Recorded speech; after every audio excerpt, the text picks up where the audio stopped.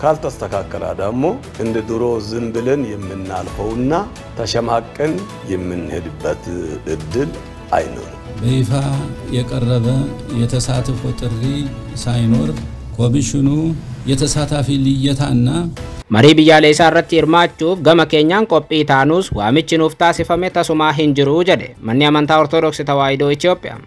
Kanaanis manni amantaa ortodoksii tawaahidoo Itoophiyaa hedduu mufachuu beeksiseeti jira.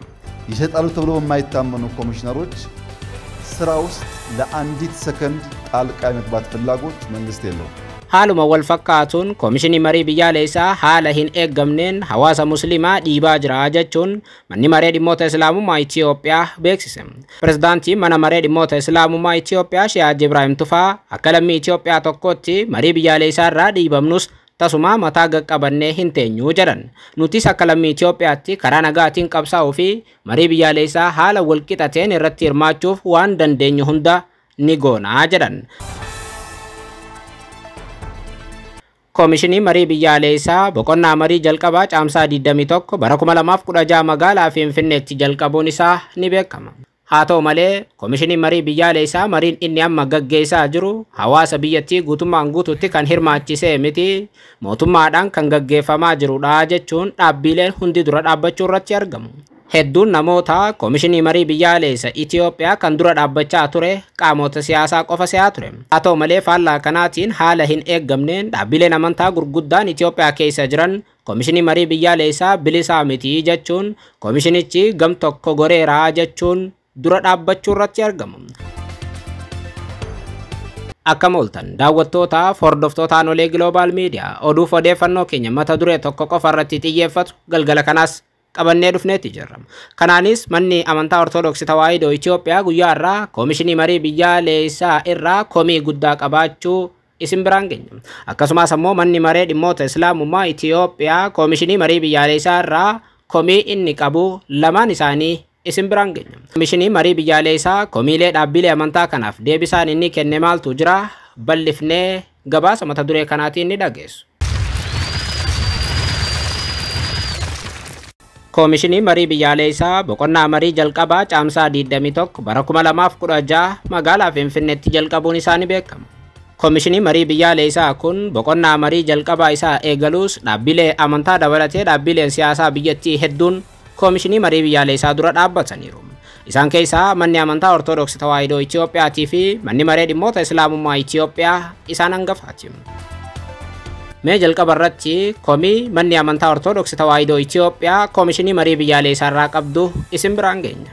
ቤተ ክርስቲያን እስካሁን ድረስ በይፋ የቀረበ የተሳትፎ ጥሪ ሳይኖር ኮሚሽኑ የተሳታፊ ልየታና አጀንዳ መረጣ አጠናቆ ወደ ምክር ትግበራ እየገባ መሆኑ ቅዱስ ሲኖዶስን ቅር አሰኝቷል። መሪ biyyaalessaa irratti hirmaachuuf gama keenyaan qophii taanus waamichi tasumaa nuuf hin taasifamne jedhe manni amantaa ortodoksii tawaahidoo Itoophiyaa. Kanaanis manni amantaa ortodoksii tawaahidoo Itoophiyaa hedduu mufachuu ibsiteeti jirti. Sababa kanaan dhimma bataskaanaatii fi fedhii ishee ilaalchisuun garee mootummaa fi komishinii marii biyyaalessaa waliin dubbatu hundeessuu ishee qulqulluun sinodoosii bataskaana ortodoksii tawaahidoo Itoophiyaa irra beeksiseera. Sinodoosichi kana kan dubbate walga'ii idilee akka lakkoofsa Itoophiyaa caamsaa 21 haga 28tti gaggeesse yeroo xumuratti ibsa irra baaseeni. Manni amantaa ortodoksii tawaahidoo Itoophiyaa ibsa irra baaseen rakkoowwan Itoophiyaa keessa bubbulan furuudhaaf jecha sochii marii biyyaalessaa adeemsisaa jiru keessatti qooda ofii akka taasiftu waamichi osoo hin taasifaminiif akka hafe manni amantaa kun ibseeti jira. Komishinichi bataskaanicha osoo qooda hin fudhachiisin yookaan hin hirmaachisin gara mariitti seenaa jiraachuu isaatiin mufachuu manni amantaa ortodoksii tawaahidoo Itoophiyaa ibseeti jira. Akkaatuma kanaan manni kiristaana ortodoksii tawaahidoo Itoophiyaa komishinii marii biyyaalessaa keessatti akka hirmaattuu fi mirgi ajandaa dhiyeessuu akka mirkanaa'uuf koree komishinicha waliin haasa'u hundeessuu manni amantaa ortodoksii tawaahidoo Itoophiyaa ibsa irra laateen himeeti jira. Haa ta'u malee komii manni amantaa ortodoksii tawaahidoo Itoophiyaa dhiyeesse kanarratti komishinii marii biyyaalessaa haga ammaa homaa hin jenne.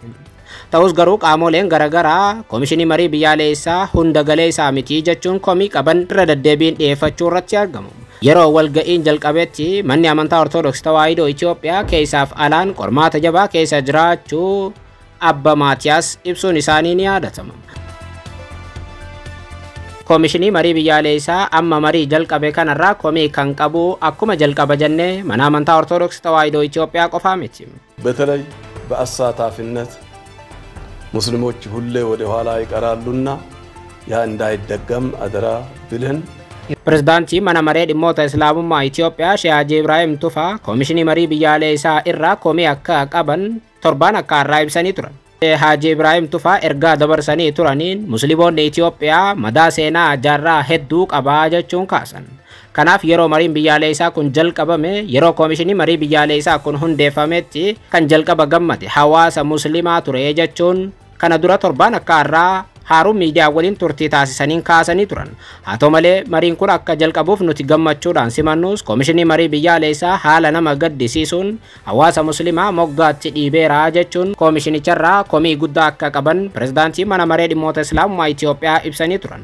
Waggoottan darban akka dhaabbata hawaasa musliimaa tokkotti koomishinicha waliin yeroo baay'ee marii taasisaa turuu kan kaasan pirezidaantii mana maree dhimmoota Islaamummaa Itoophiyaa kun ta'us garuu koomishinichi kun of sirreessuu hin dandeenye jedhaniiru. Itti fufanii pirezidaantii mana maree dhimmoota Islaamummaa Itoophiyaa kun nuti haala amma jiru kanaan mariin biyyaalessaa kun ni milkaa'a jennee tasumaa hin amannuu jedhan. Sana qofaa miti nuti akka lammii Itoophiyaatti mirga guutuu marii biyyaalessaa irratti hirmaachuu qabna kan jedhan pirezidaantiin kun yeroo sanatti. Kanaaf har'a akkuma kaleessaa mataa qaqqabannee callifnee mariin kun akka gaggeeffamuuf hin ilaallu jedhaniiti jiru. ካልተስተካከለ ደግሞ እንደ ድሮ ዝም ብለን የምናልፈውና ተሸማቀን የምንሄድበት እድል አይኖርም። Qabsoo keenya karaa nagaatiin gaggeessuun koomishinii marii biyyaalessaa hawaasa musliimaa sirriitti akka hirmaachisuuf ni qabsoofnaa jechuun dubbatanii turan. Haaluma wal fakkaatuun guyyaa har'aa majlisni Oromiyaa ibsa laateen mariin biyyaalessaa hawaasa musliimaa bifa gituun hin hirmaachisin bu'a qabeessa ta'a jennee tasumaa hin amannu jechuun majlisni Oromiyaas ibsa laateeti jira.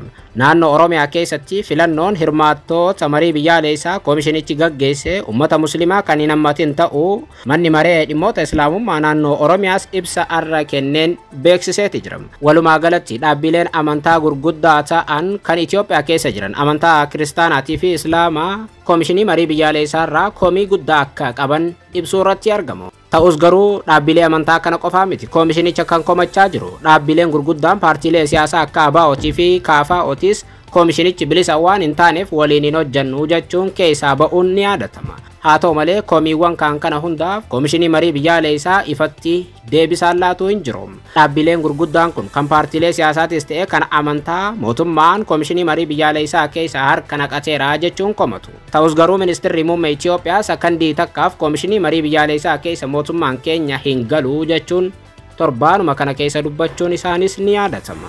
ኢትዮጵያን በገንዘብ ኢትዮጵያን ለጊዜያዊ ጥቅም አሳልፈው ይሰጣሉ ተብሎ በማይታመኑ ኮሚሽነሮች ስራ ውስጥ ለአንዲት ሰከንድ ጣልቃ የመግባት ፍላጎት መንግስት የለውም። Ammaaf kan qabanne kanuma odeeffannoo biraatiin hanga walitti deebinutti yeroo gaarii qabaadhaa.